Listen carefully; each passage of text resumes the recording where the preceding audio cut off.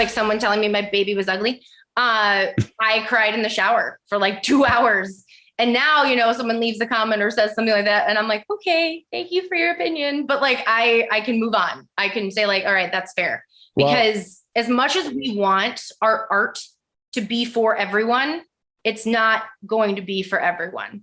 No, like, and that's how it should be. Yes, absolutely. Well, and that's if everybody liked it, it would not be any good, I don't think. You know? Exactly. Well, and that's, you need some people not to like it. That's where the whole art is subjective. You know, movies are subjective, books are subjective. You know, it's not about, and I'm with you, Itai, on that. You know, it's like if everybody liked it, then it would suck. So, you know, then there's probably something wrong. Like if it's nothing, exactly, no art is ever going to be a one size fits all. Well, it shouldn't be. Yeah, it shouldn't. And I think people tend to forget that, especially all you Facebook freakazoids out there that have, I don't know. I take myself out of so many groups. I'm a part of a lot of like horror groups and stuff like that, and specific movie groups and that. But it's just like, God, if you say that you like something or you dislike something and everybody's talking about liking it, and you say, well, you know what? And I don't just say something sucks. In my opinion, if all you can say is, well, that sucked. Okay, let's talk about why it sucked. Well, I don't want to talk about why it sucked because it just sucked, which means I have no answer. I have no reason. I just didn't like it. And I'm going to tell you it sucked. Whereas with me, I'm like, okay, being a filmmaker, you know, we'll just, as a quick example, the new Hellraiser movie on Hulu. I thought it was awesome.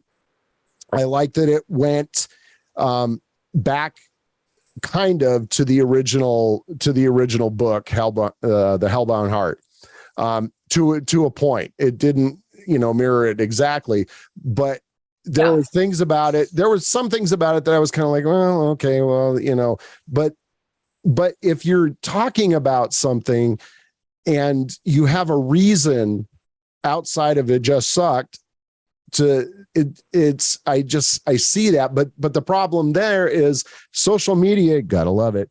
You know, people are they're so hellbound to with a little pun there, to make sure that what I like that. That was a good little flip in. to say, you know, if you're against them, you know, well, you don't know what you're talking about. You're and it's just so unfriend block. Yeah, exactly. So I don't say anything. I don't make an announcement. It's not a train station that I'm leaving. If there's too much of that shit going on, man, I'm just like, I'll just, it's, you know, back out quietly, man, this is slowly. hard. But criticism, fan criticism is hard. And I agree with you, but I would also disagree with you a little bit. And that's only because I've had a change of heart on the topic. When I first started, obviously, again, it's like someone telling you your baby's ugly. And right. I would get really frustrated when someone would just, you know, give it a 1-star rating or say it sucks. Like that happens. People just go on your book and they're like, I hated it. It sucked. No reason whatsoever why it sucked. And I remember like I was talking to another author friend, and I think that's why this community is so important, because it helps you grow as a person too. But I realized that it's okay. Like we don't, you know, obviously some people say mean things and give mean reviews because it gives them clout and they want to feel edgy and they want to be that person. That's their journey. That has no effect or bearing on your journey.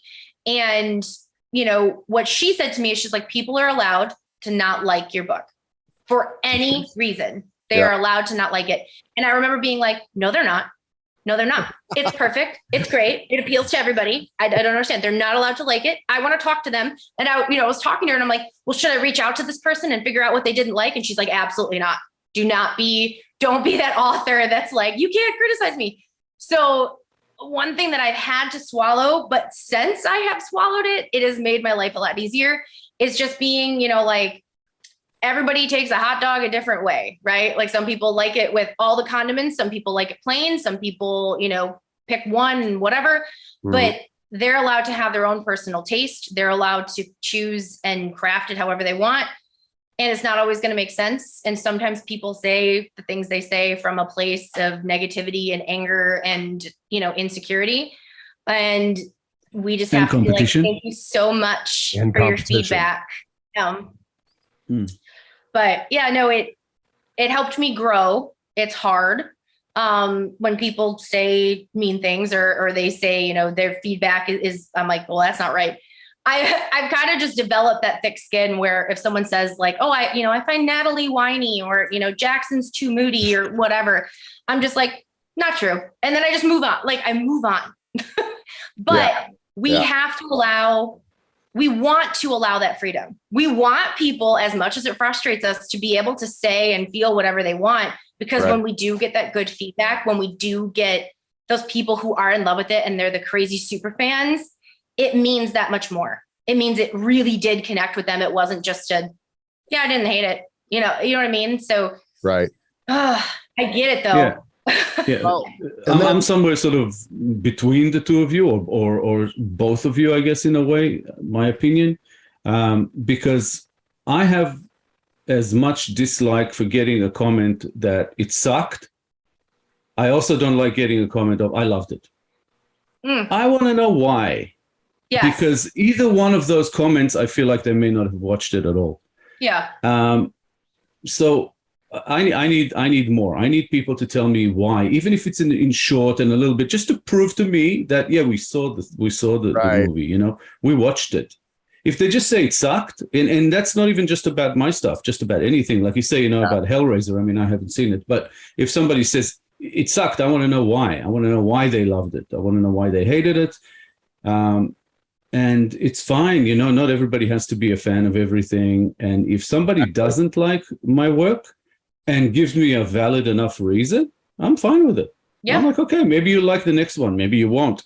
I actually tell them, sometimes they say, oh, I didn't like this movie of yours. And I go, oh, well, then you better not watch this one because you're not going to like that. Yep. It actually is, more extreme than this. So don't watch that. There's no point. We can't please everybody. I mean, I've had everything from like, I'm creating an epic world here. And again, like we're going on like 500,000 words at this point between these 3 books.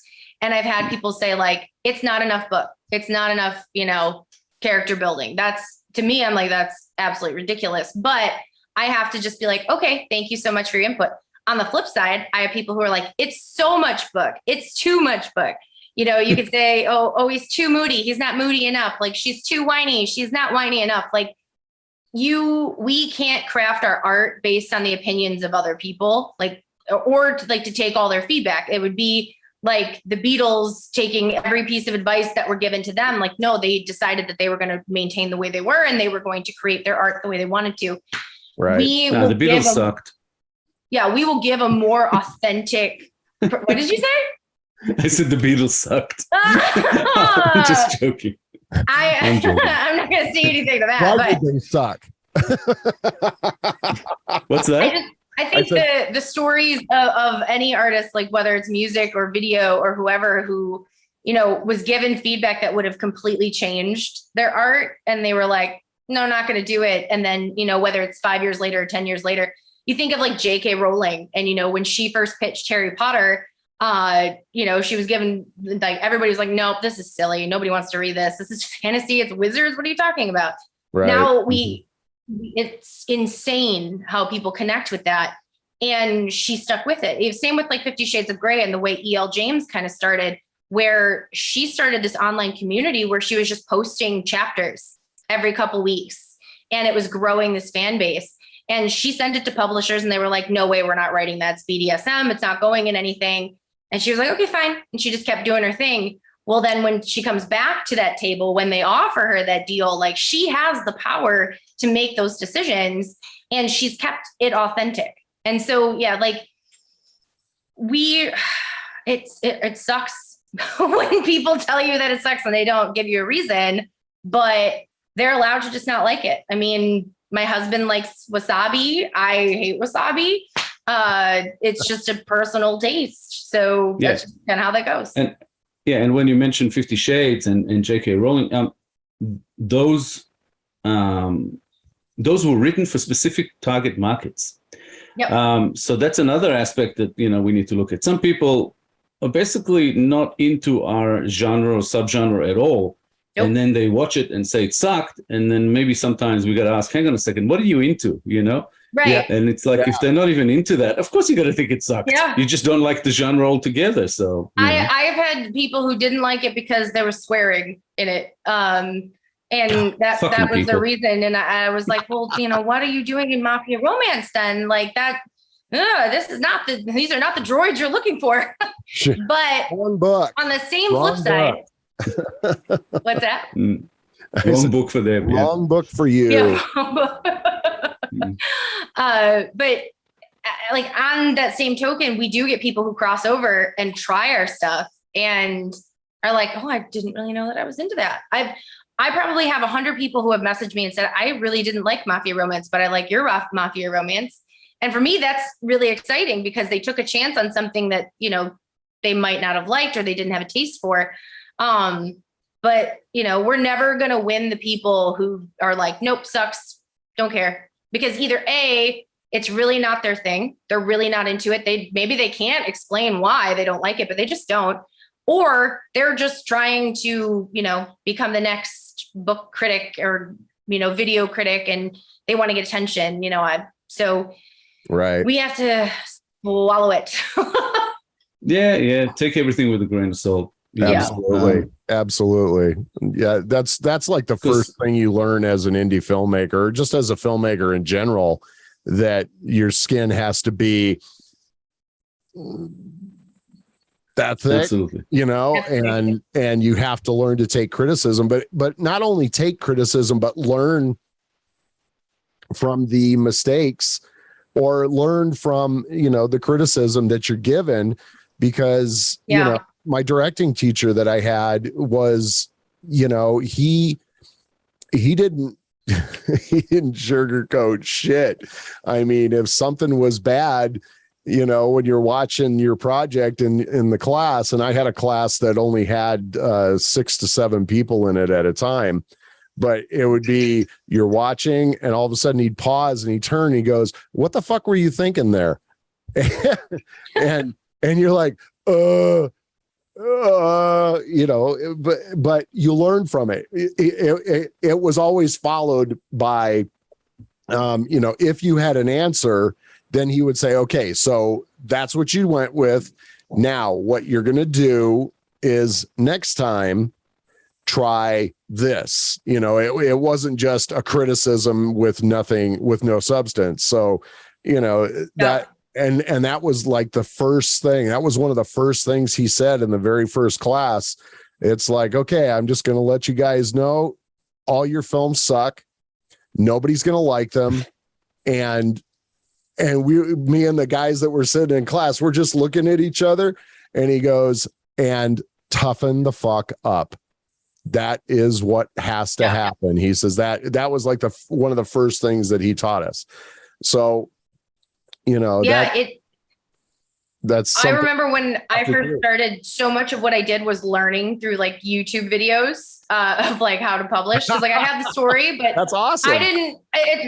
It's very, very true. I did not, I picked my font. I picked my formatting based on like what I saw in a YouTube video. I picked Kindle because I saw like people talking about how it was easy.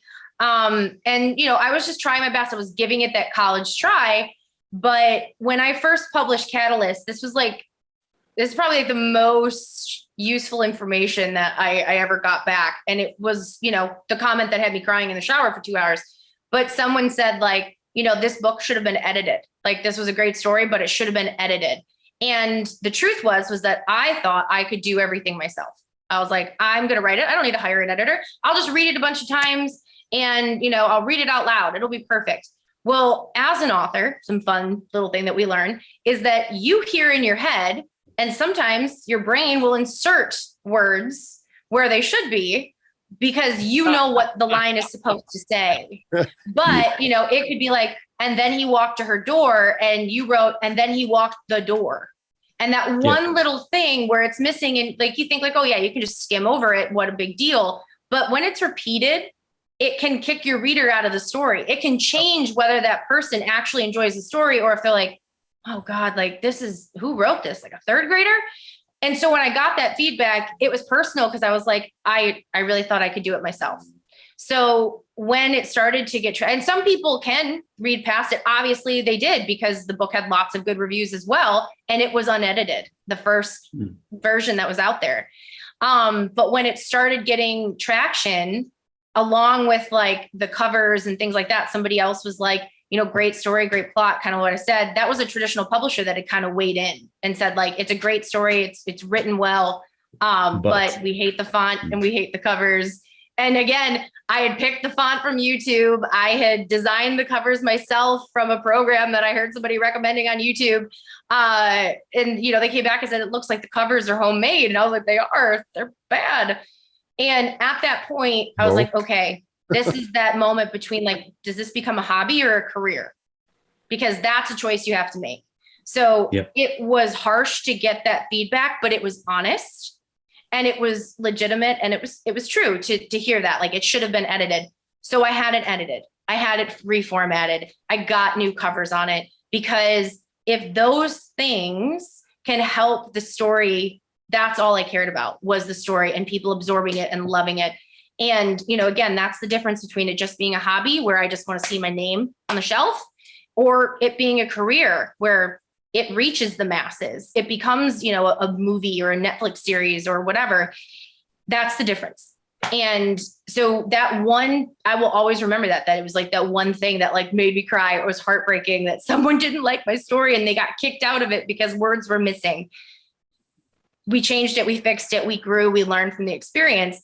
And because of that, I think that we've had more readers that have been able to connect with it, simply because we made those changes, because it wasn't kicking them out of the story, or they picked it up because they liked the covers and it was intrigued by it, versus being like, that's weird, I don't know what it's about, you know, just very different. So we've gotten that feedback. I've gotten the feedback that just felt mean. Like I think everyone here has probably had the comment that was like, it just sucked, or, you know, if they just didn't understand the characters.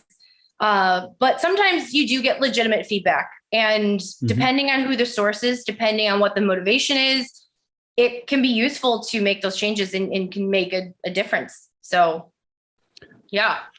That piece of feedback, you know, it should have been edited, might be one of the best pieces of feedback you ever got. It is I keep handing that one out to a lot of people who send me their short films, sometimes feature films, and I say to them, did you run the script by anyone?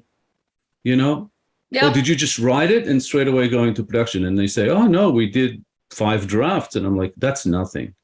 You know, again, you really putting need someone else's eyes on it is absolutely helpful too. I mean, you have to. Because you as the author, you're inserting it, you're reading it in your head the way it should be written. But you know, it's more work. It might cost you a little bit, but it's in the end, it saves you time and money, and you end up putting a much better product out there. Absolutely. So, like, you know, just the difference between Ignite and Catalyst, where the launches were insane, because at that point, you know, when Catalyst finished, I immediately that day started writing Ignite. I wouldn't let myself write any of Ignite until Catalyst was done, because I was like, I don't want to get too distracted.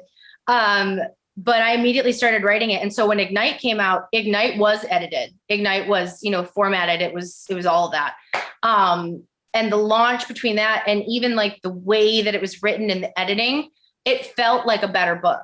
And so I was like, you know, we have to go back. We have to do it with Catalyst, because Catalyst is book 1. It's the hook. Yeah. If it doesn't hook, if it, you know, drives people away, if we're not taking that feedback and actually learning something from it, we're not going to get them to book 2. It doesn't matter how good book 2 is, because they're not going to pick it up. So, but yeah, you're right. That piece of advice singularly was probably the best piece of advice I've ever been given. That, and I watched a YouTube with the lady who was, you know, she was a best-selling author, and she was like 5 things she wanted indie authors to know. And all of them were really good. She was like, yeah, don't write your autobiography because no one wants to read it unless you are, like Michael Jackson or Prince or, somebody like that. Like, you may have a crazy story, write it as fiction because people can connect with that. But, your hard life story and everything you've been through, unless it ends up, on Oprah, no one's going to read it. And also accept that no matter how good your film, your book, your music is, it's always going to mean more to you than anyone else. Absolutely. And so like, if you're asking people to read it or watch it and give you feedback, and you have people that actually do that, and they, I call them my alpha readers. I have people that would find plot holes or ask questions or be like, this doesn't really make sense. Like a test you audience. have those people, like, treasure them, because a lot of people are like, oh, great, another fucking book from Nicole. Awesome. Like, yeah, I'm going to read it. But I have my alphas, my reliable, my alpha squad that I can go to and have them read it. And they would give me honest feedback. They would tell me if it sucks, kind of thing. And I had one where my editor, who has children, I do not, there's, in book 2, there's a pregnancy that happens, and my timeline that I had developed in my wonderful brain didn't actually line up with the timeline of this. The 9 months. Well, if you go with that, then you're going to have these complications. And I was like, oh, wait. So there were little things that she found that, again, would have kicked somebody out of the story. And because I have Natalie as a nurse, so she has a career, she has an education, and Jackson being a Mafia Don with all that information, a lot of it has to be factual too, or that will kick people out. If you're giving information that isn't factual, or, having a bullet wound go straight through his skull and not have an effect, like there has to be medically. I had a bit of a headache. Well. Yeah. I'm curious, Nicole, can you talk about your process of writing? I mean, I'm just curious of, after you did the one book and now you're digging in, you dug into your second, what did you do? Do you just, obviously you probably have a lot of notes and stuff. What do you do when you sit down to write? So I have a couple of things. I have what I call my plot skeleton. I have one for all 4 books because I want, to have a clear beginning, a clear ending, know what happens in between. And then for each individual book, I have a plot skeleton as well. I have really bad ADD as a human. And what I found was that sometimes, like, I want to write sequentially, but I write from first person, which is a little risky, I understand. But I write the odd number chapters are Natalie and the even number chapters are Jackson. So every other chapter, the perspective switches. We get a different mind that we're hearing, which is also, kind of allows people that are, again, here for the suspense and the murder mystery and all that, and the people who are here from romance to both feel like they're getting what they need. We aim for satisfaction. Basically, I have what I call my plot skeleton. So what I do is I go through and I say, okay, sometimes I estimate, I say, I want 45 chapters in this book. I will map out what is the main event that's happening in every one of those chapters. From there, I allow the story to kind of go where it needs to go. But if I write chapters 2, 4, 6, and 8 as Jackson, they're not in sequential order, but we're in that mind space. We're there, we're feeling it. But it also allows me to jump around, because sometimes as a mood writer, I'll write chapters 1 through 4, and then I won't feel like writing 5. Maybe there's an action scene. Maybe there's like a fight. Maybe there's something that happens. I'm just not feeling it. I want to go write the proposal scene, or I want to go write something else. I allow myself that freedom with my plot skeleton, because I know, okay, chapter 11's got to have this event in it. We can go back at some point and write, chapter 8, 9, 10, or 11, 12, 13. We can buffer it, but we can write the main event. We can get the meat down in that chapter. So I allow myself a little bit of freedom to jump around throughout the book. But what I won't do is I won't allow myself to jump to another book. and that became a problem because when I was writing 3 and I realized that there was a lot that I hadn't covered and that, we had too much material and this book was, going to look like the Biden family Bible if we were done and be 3,000 pages. I don't know if you saw it, but that Biden family Bible is like this thick. And I'm like, I can't put that on a shelf. It's gonna be too big. I ended up moving I had already written the ending for the whole trilogy at that point. And I ended up taking 15 chapters and moving them to book 4. So book 3 has been my biggest challenge. It is my favorite book so far. But it is the problem child. It was a lot because it had a huge chunk that got moved. There was a huge section that I just was like, this is useless fluff. I don't want it. Get it out of here or put it in a different book, maybe, whatever. But I allow myself the freedom to jump around, but I try to stay on that same schedule. And then I am someone who writes every day. Sometimes I sit down and I write at an actual computer. Sometimes I am exhausted and I just decide to go write on my phone and I take notes, or I'll write out a dialogue conversation or like the basics and then go back when I feel like I have that finesse vibe and I'm there.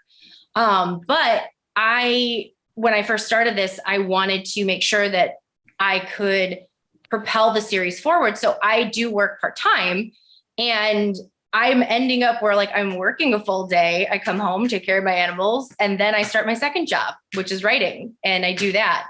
And it's just a matter of having that discipline to do that every day, that it makes that difference. Because if you stay in a writing mind space, it's easier to sit down and write 2,000-3,000 words in a night.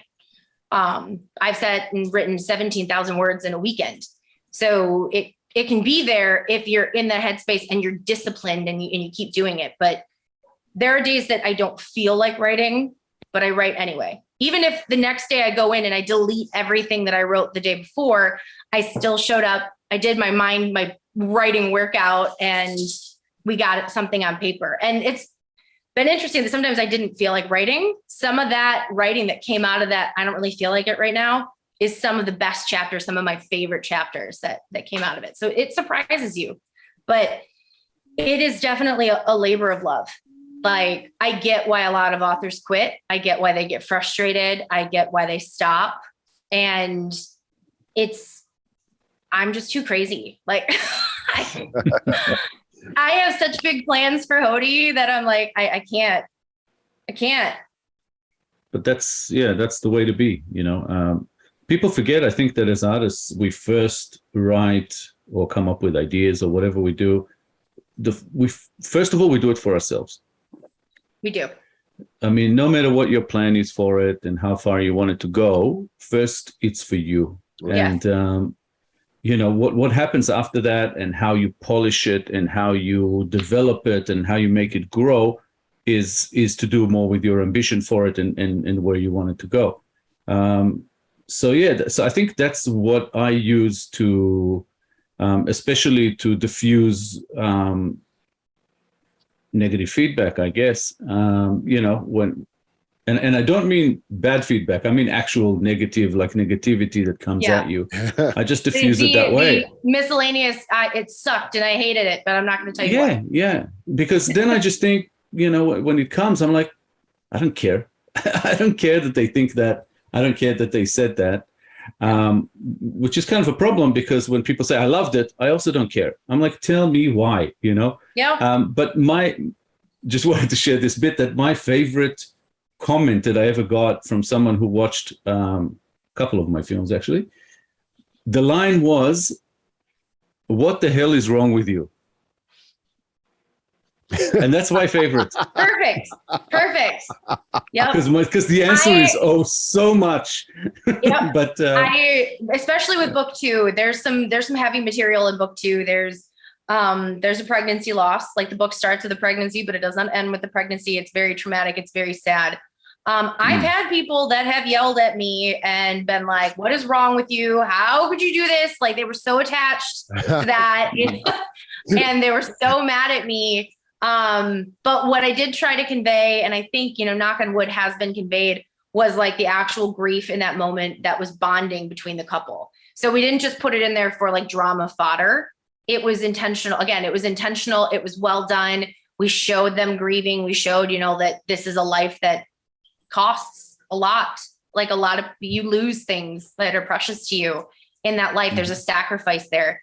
And what's the couple going to do with it? How do they bond? But they yell at you. And like, honestly, those are some of my favorite comments too, of like, you know, like what is wrong with you? What the hell is wrong with you? First of all, it shows me that they've watched it. That's one, or read it. It made them feel something. Exactly. They actually care. They made them care. It made them care whether they liked it or not. There is no amount of money in the world that feels the way it feels when someone has a passionate reaction, good, bad, or whatever, that has a passionate reaction to something that you created and you made, that it made them feel something. They cried, they laughed, they hated your guts. You know, they wanted to come find you and demand that you give them the rest of the plot. All of that, it made you feel something, and nothing is going to feel as good as that. Does that mean that as an author, I don't, for me, it's weird. I don't know if you guys have had any experience with imposter syndrome. It's something that I discovered I have, and a lot of authors or artists do. But it's one of those things where 1 minute you can be feeling so good, like I wrote the best story out there. It's so unique. It's perfect. It's going to be great for everybody. And then for me, it's almost like when the sun goes down, like 8, 9 o'clock, I start being like, this is a mistake. Like it's not great. It's awful. Why did I do this? Why did I write any of this? You are not alone at all. I understand imposter syndrome, but I don't think I have it. I don't know if it's because to me it just seems like it's when you hit your no, just confident. I think it's a self-confidence thing with imposter syndrome, and it doesn't matter how confident you are. I see myself as a pretty fucking confident artist. Let's put it that way. Me too. Yeah. And at the same time, we all have our moments. Absolutely. Well, I mean, that's just part of being who we are. And artists also. People, art is an extension of you. Yep. It's a part of you. So when someone doesn't like it and they just say it sucks, it's as if they're telling you that you suck, and they're not giving you a reason as to why you suck, or that your baby's ugly, and not telling you why they think your baby's ugly.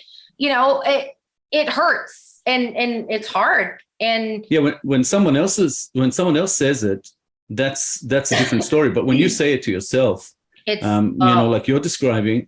Yep. I think it's important to remind yourself, I'm just having a moment. Remind yourself that's not, the true feeling that you have about your abilities. The true feeling is when you write and you go, oh yeah, I'm the best. That's the true feeling. It's about it's unfiltered. The love that went into it and what you created.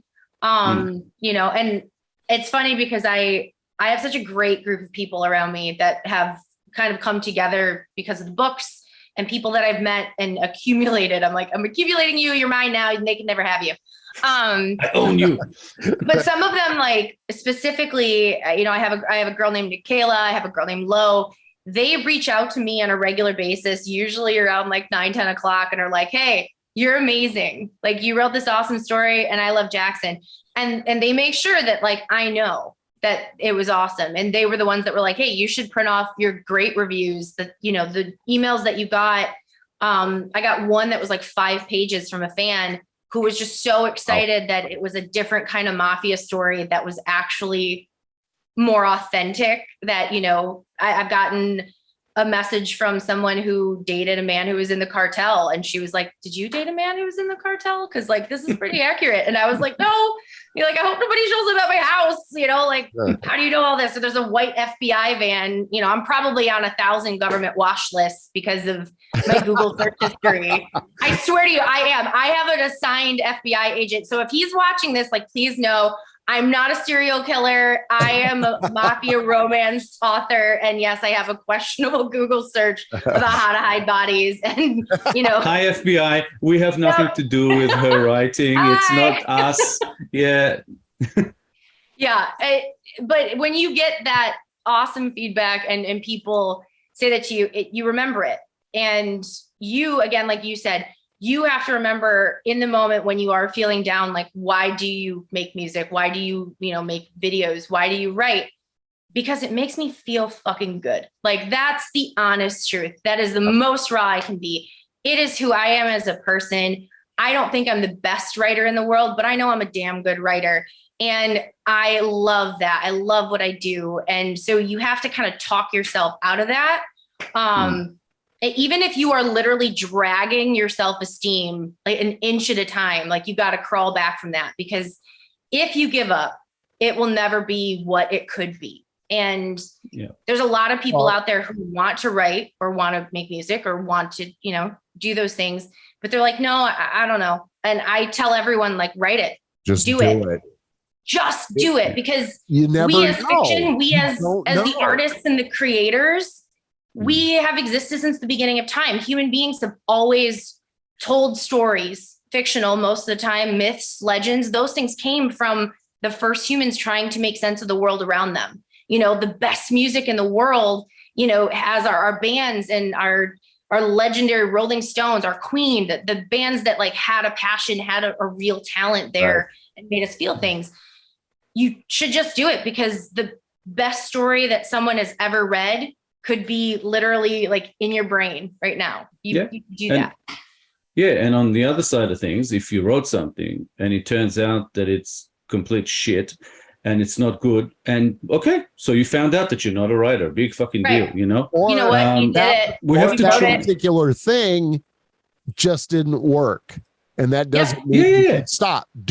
Okay. So it's something, do what feels good. Yeah. Well, it was like I always think about Gene Simmons from Kiss in one of the videos that you could buy about the band. Gene was saying, or I'm sorry, Gene and Paul Stanley both were saying, okay, well, we put out this first album. Okay, you don't like that one? Here's the second album. Oh, you didn't like that one? Here's another one, and here's another one, and here's another one. And I always think of that phrase that they say in sports all the time. It's like hard work beats talent when talent doesn't work hard.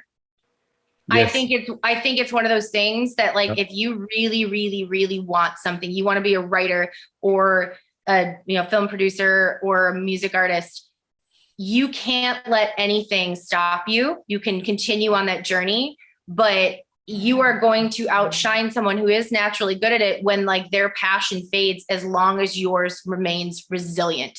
You have to continue on. Like, stay the fucking course. You can do it. Keep calm, carry on, do whatever you got to do, but keep doing it. If there's someone out there who wants to be a writer, but they don't know if they're good at it, I can tell you right now, your first 100 drafts might not be great, but your 101st one just might be, because you learned everything along the way and you didn't let anything dissuade you from what brought you joy. And in the world and day and age that we live in, we all need a little joy in our lives and to do things that excite us and make us feel alive.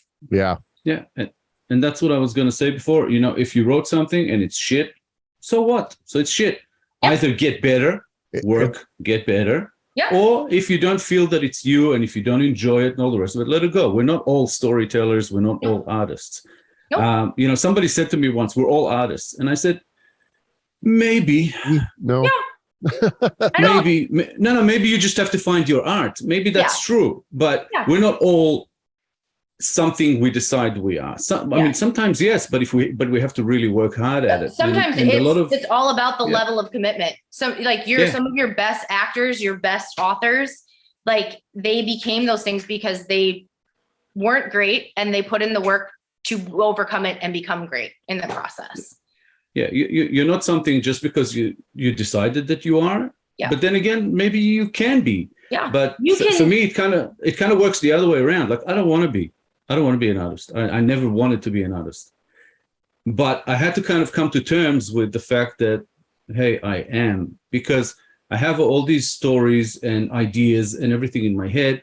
If I don't put it out on paper, if I don't make it into film and see my vision through, I'm just going to go nuts. Yeah. Because it's just going to swirl around there. I'm going to feel like crap because I'm not letting it out. I'm not making what my soul, I guess, is telling me to do. Yep. It gives you joy and you have it in your head.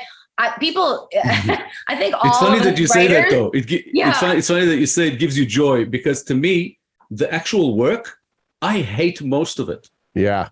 I love the result. I love the result at the end. Oh, I will 100% agree it. with you. I have really bad ADD. I am super type A. I like it was the creative process for me was an adjustment because I am so anal that like I wanted everything to go smooth. I wanted that first draft to be perfect, to be uploaded to Kindle, to be easy peasy, like best-selling author. And I always joke that, like, I don't know if you've seen Friends, but there's the scene in Friends where Monica's talking about how she likes her check, like she likes to do her checks. I'm that person. I like to finish tasks. So often throughout this process, I've learned how messy the creative process is.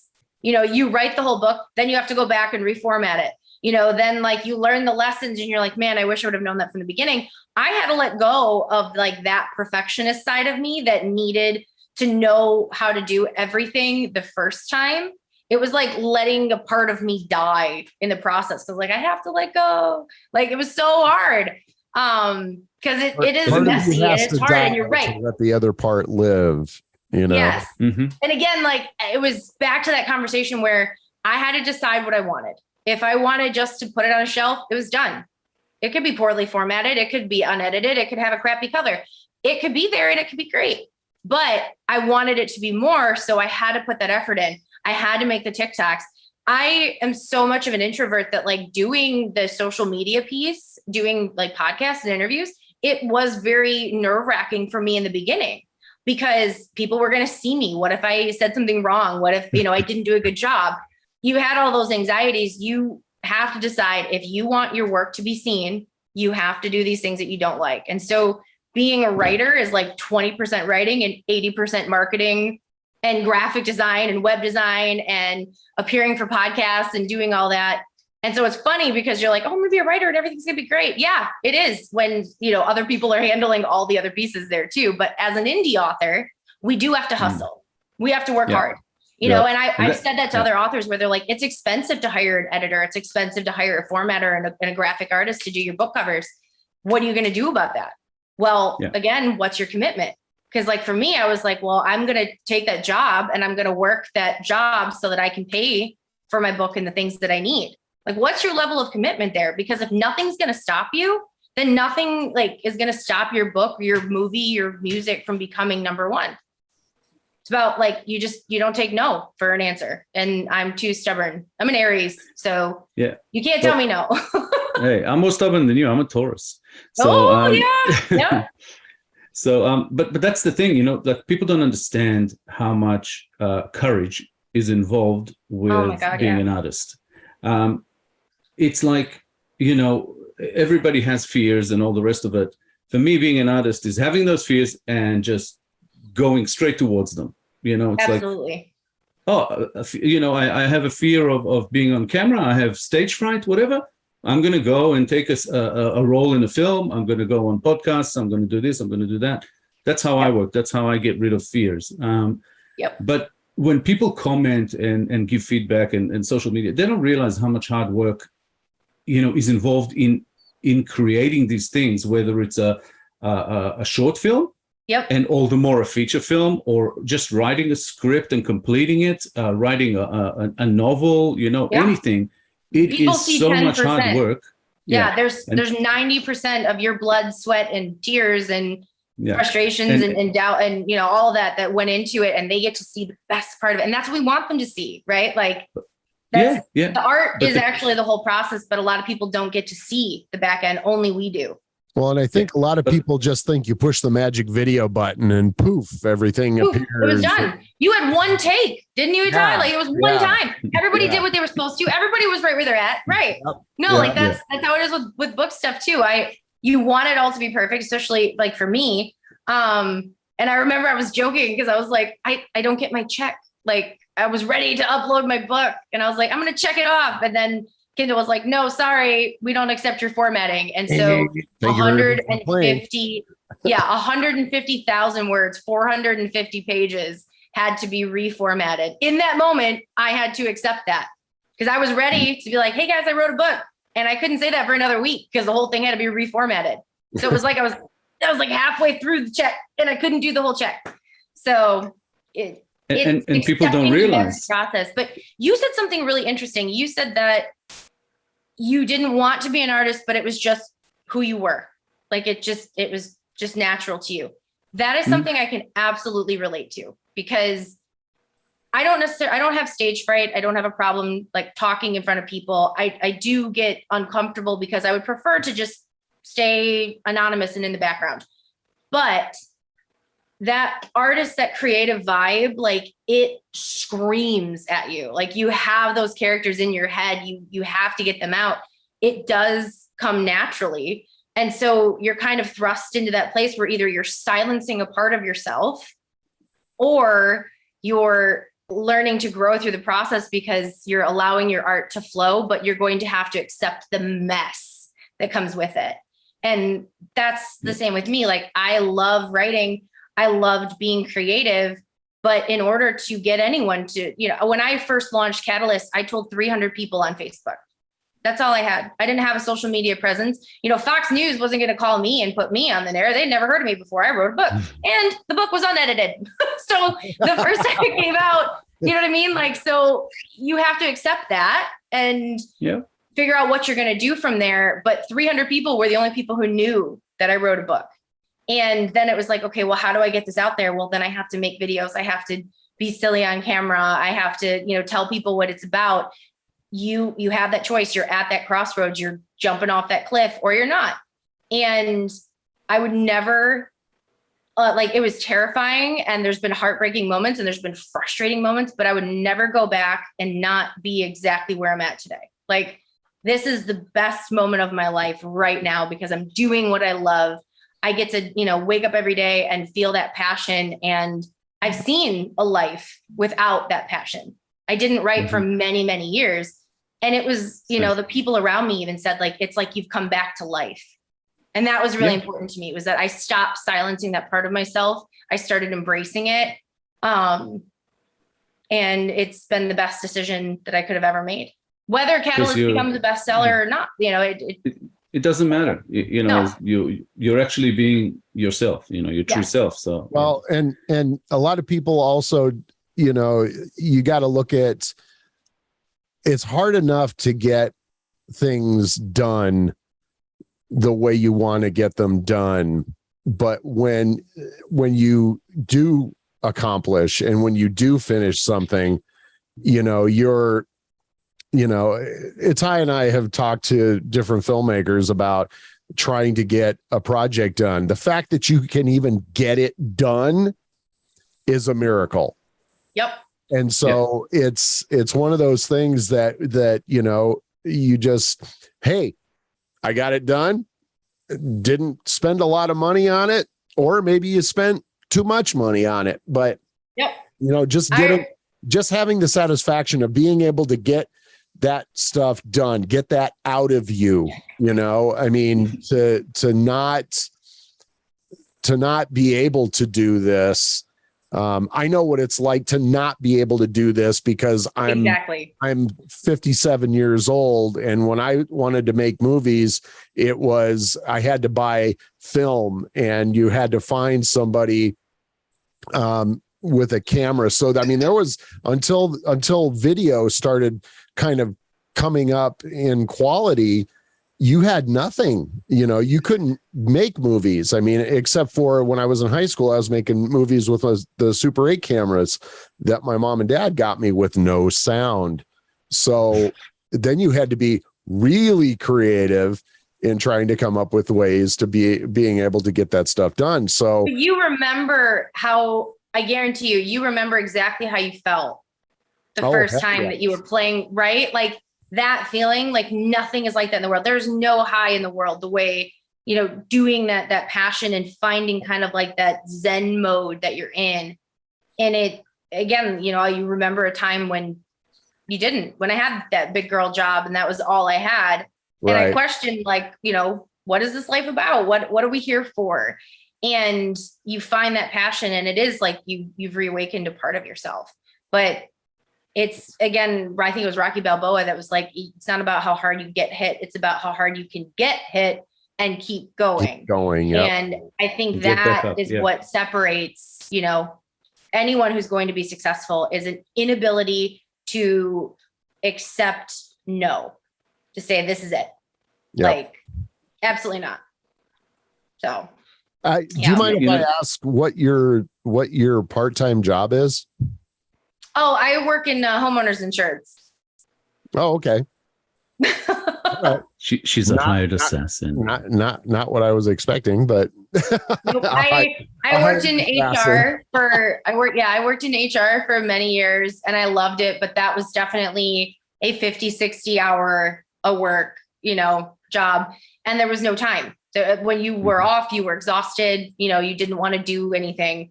Yay, pandemic. That's the number one thing that I learned through this process is you have to be willing to work the extra hours, to do the hustle, to say, do that. But you have to be willing to say, like, I'm going to go work that full-time job, come home, and then keep doing this until you're able to say, I don't need that job anymore. Or, that's not part of my life. I want to move on to the next stage in my career and just do that. It's what you're willing to do to make it successful. What'd you say? I'm sorry. How close are you to that? I feel like right now I choose to work by choice, mainly because I like the structure. I found that when I was a writer and I was just writing, my hours were a little wacky. I would, stay up till 3, 4 in the morning and then sleep till 11 and then not start my day till 1. And then the rest of the world is like, hey, they've been up for 6 hours. So I chose to kind of go back to work because I wanted the structure. I wanted the community. And I wanted that, like, okay, I'm going to go do this now. And this will also fund and support my new book covers, my PA, my editor, the things that I need to make the book successful. Gotcha. But a lot of people don't understand that. And they get frustrated when they're not a success right off the bat. And it's not easy peasy. Well, again, it's hard work, And what is success? Where do you decide that line has been reached, and I say never. Yep. Or from the beginning, it depends on how you look at it. But we're always learning, no matter how far we go into this. It's, it's art. We're going to learn with every project, with every creation, there's going to be something new. And it's funny that before you mentioned, going back to when you had, only 300 people knew about your book. For me, it was like when I released like a short film and it got its first 300 views. I was like, yay, 300 people saw my film. Yeah. I remember when I had 10 reviews on Amazon and I was like, oh my God, I hit 10. And I was so excited. And I read every comment. I read every review. I shouldn't, and they tell authors that they shouldn't, but I do.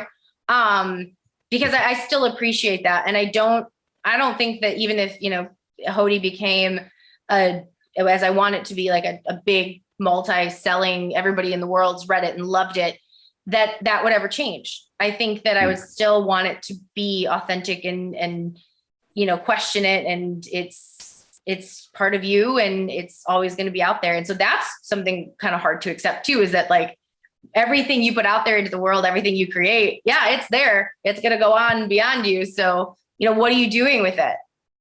And, I think people can feel the difference in a movie or a book or a song where there was heart, feeling, and effort behind it.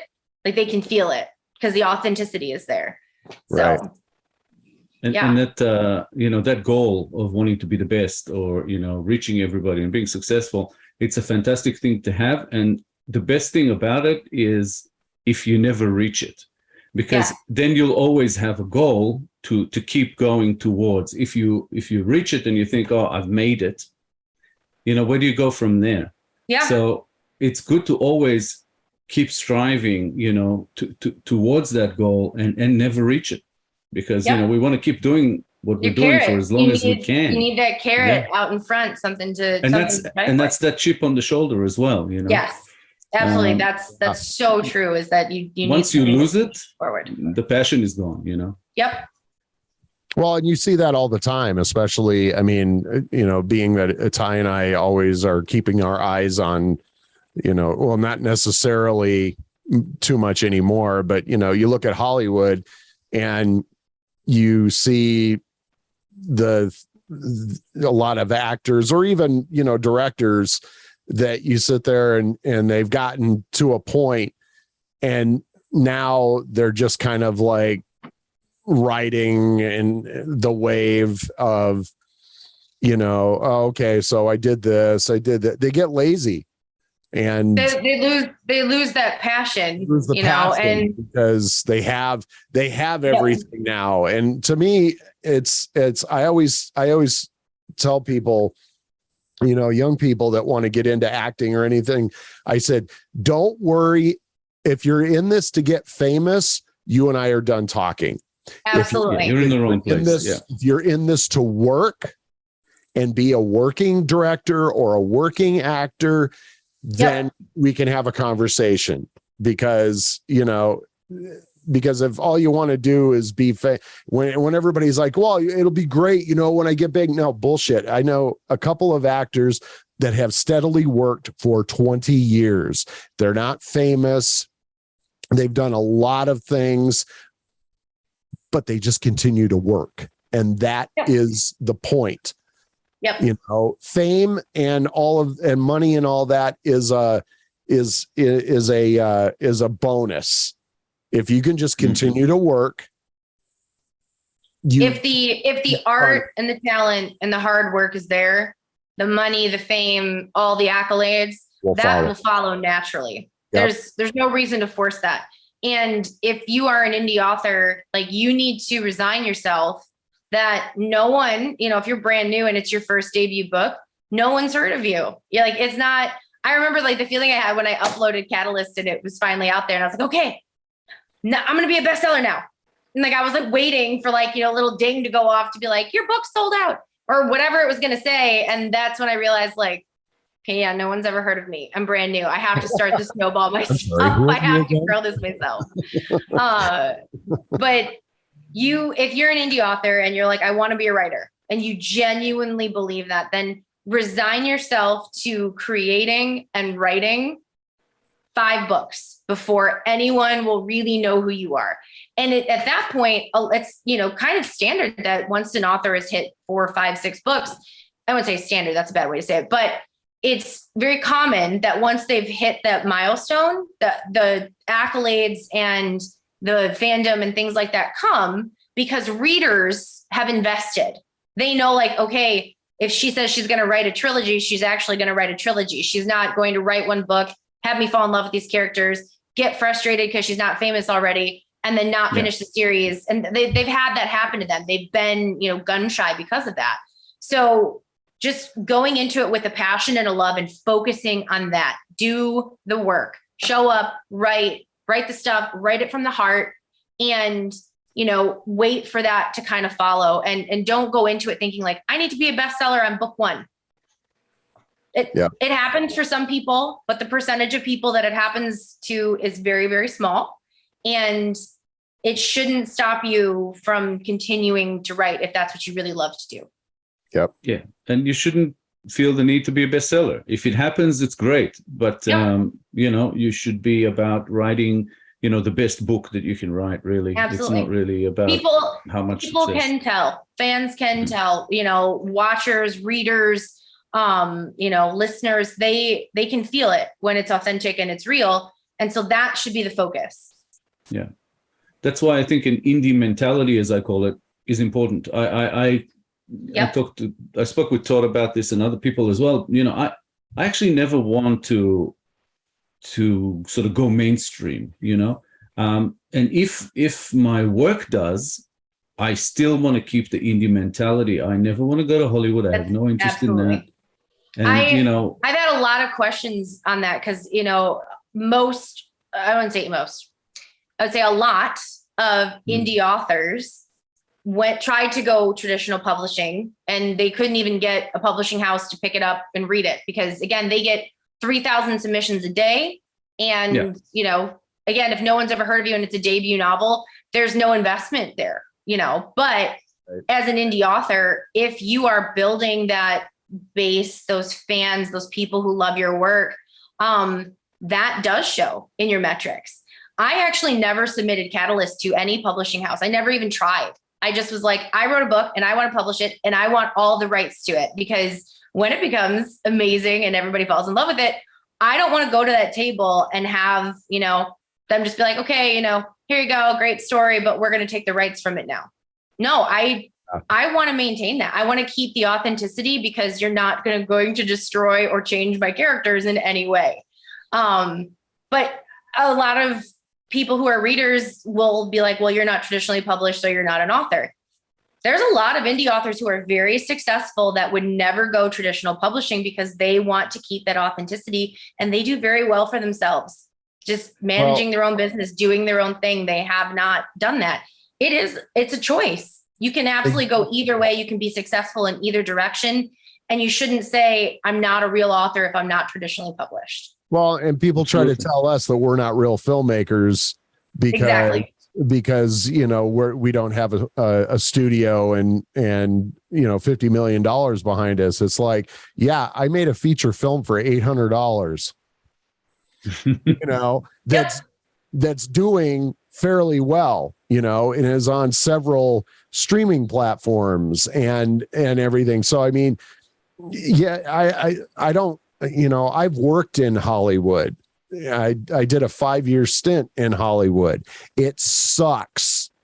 It sucks because the morality of the people that work there there's no more, the morality, it's non-existent. Right. And it's just one of those things, man, that okay, you go ahead and you go watch your Marvel movies. I'm going to go and make something different. I'm going to tell the stories that the studios don't want to tell. I find I watch so much YouTube. I watch a lot of YouTube, almost more than I watch Netflix or Hulu or anything else. And a lot of that is creator content. It's, people who don't have studios making content for various reasons, and making money at it. they're making money at it, but also like they're enjoying it and they haven't signed their soul away. Not saying that, again, if you're traditionally published, that you've done that.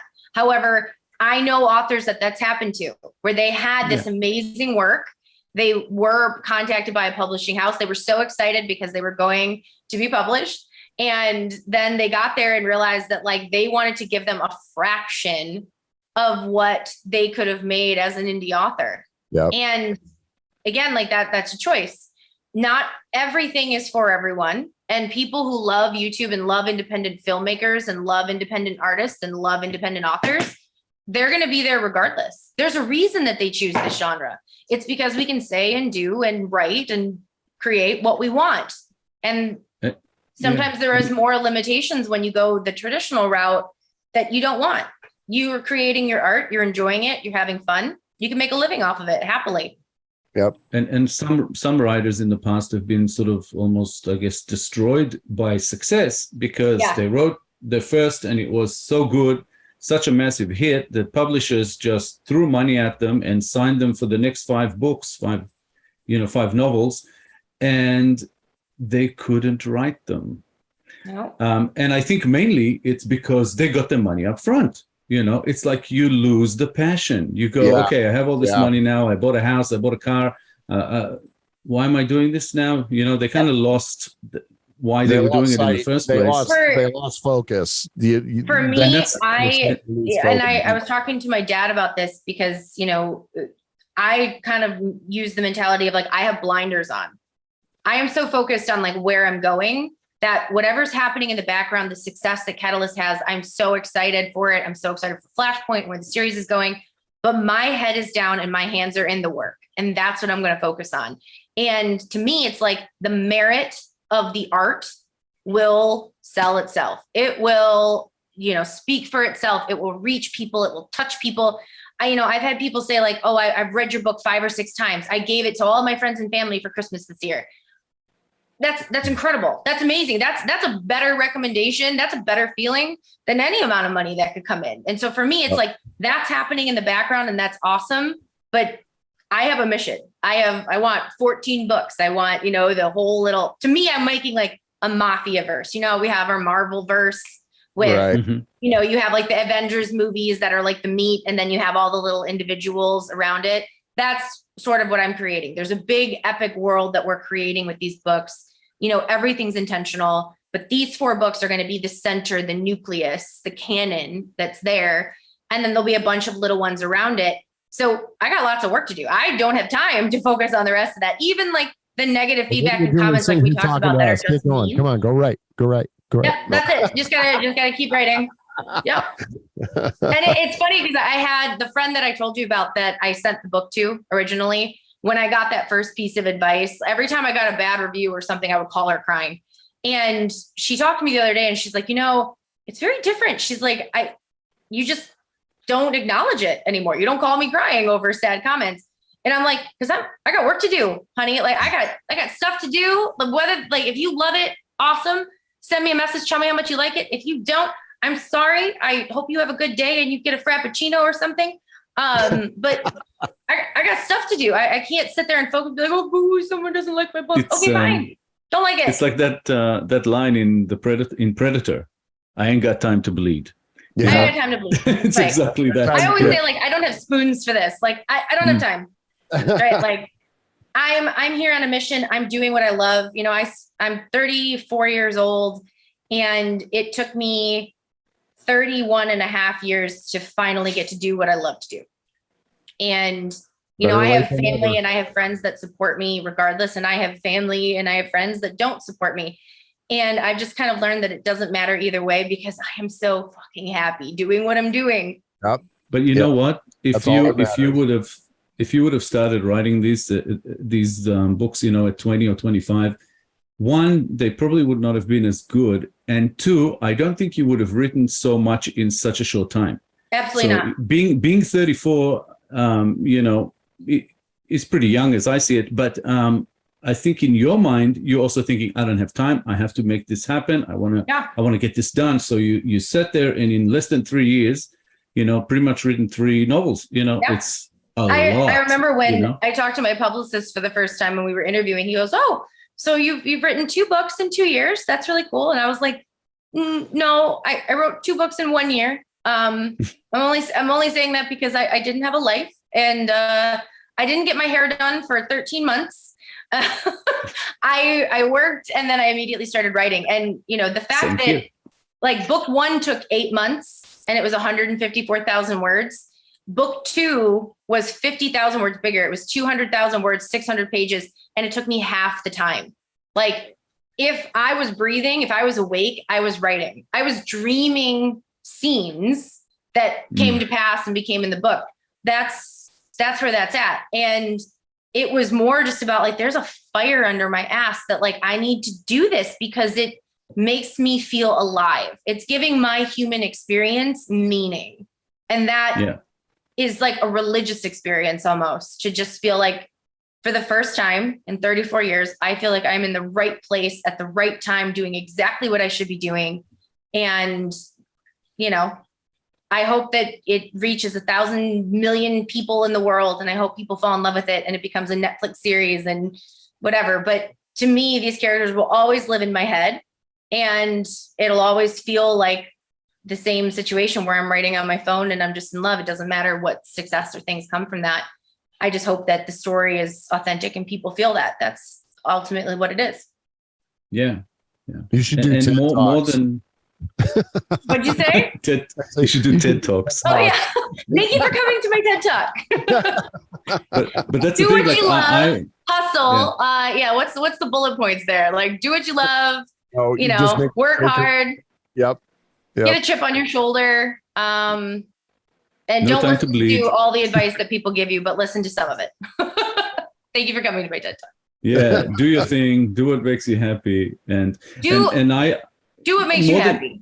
Yeah, and more than having millions and millions of people, having it reach that many people. I actually wish for you that you just first of all keep writing, keep that fire going for as long as you can. That's the tough part. I think that's the battle that most of us face as artists. After a while, we reach a point, or I've seen it with people, where that fire just dies out. keep that fire burning. Definitely. Thank you. Yeah, that's it. That's what I hope for myself. I hope that it continues and that I'm a little old lady writing into a video recorder, at 85 years old, and I'm still writing saucy romance novels. There you go. Well, we have come to the... Oh, I have one question. Sure. It's been actually on my mind. It's a mafia romance, right? Is it more one than the other? So yeah, I would actually say it's a mafia suspense romance or thriller romance. It is equal parts thriller and romance. Again, like I really wanted that marriage. I didn't want it to fall into either category. I wanted it to walk the line. And so, yeah, it's a thriller romance. There's some scary mystery. There's some, violence and gore. Sorry. And there's some chapters that I definitely wouldn't want my father to read. So, things like that. I'm a very passionate person by nature. So whether it's, a violent scene or a love scene or, a scary, like mysterious scene, it's 100%. It goes full throttle. Anyway, yeah. That's excellent. But it is, I would definitely say it's equal parts thriller. It's like, a James Patterson meets a romance novel. So equal parts. 50 Shades of the Godfather, like I said. Yeah. Yep. I wanted the spicy scenes to feel very 50 Shades of Grey minus like the BDSM aspect. But my beef with 50 Shades of Grey was I felt like it was all spice and no plot. And I was like, well, what if we flip that? What if we have an actual plot? We have an actual thrilling suspense novel, an actual book here, as well as these really spicy 50 Shades of Grey scenes. So when it happens, it hits. We'll say like when it hits, it hits. But we wanted an actual novel. Well, we have come to the end of our conversation with the amazing Nicole Fanning, and we have had a blast. We really appreciate you coming on.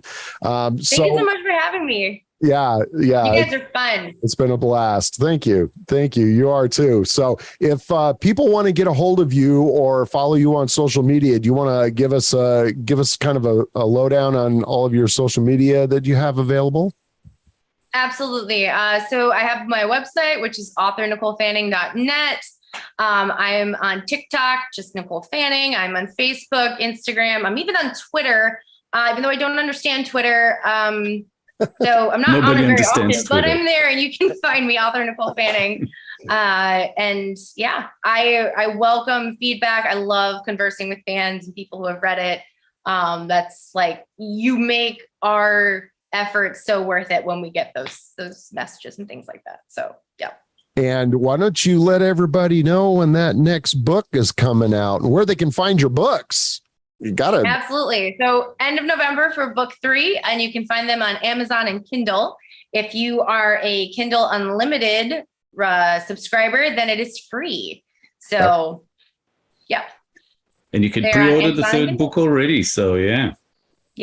Yeah, we'll have all the links in the description. Yeah, the links will be in the description. And then also I'll make sure that on either the left side or right side of you, Nicole, I will put pre-order. Well, I don't know. I think. Yeah, if you go to the website, there's a link to the pre-order. So right, we'll you go to authornicolefanning.net. We'll send everybody to your website for that. So, absolutely. And Itai, if people want to get a hold of us, how the hell do they do that? As usual, we're everywhere. Facebook.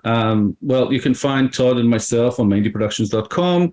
We have our artist pages there. We have Facebook for the straight shooters, of course, and also on Twitter and Instagram. And he doesn't know how Twitter works. So. Okay, welcome to the club. I don't feel so bad now. I know what to do to put stuff on there. It doesn't mean I understand it. Yeah.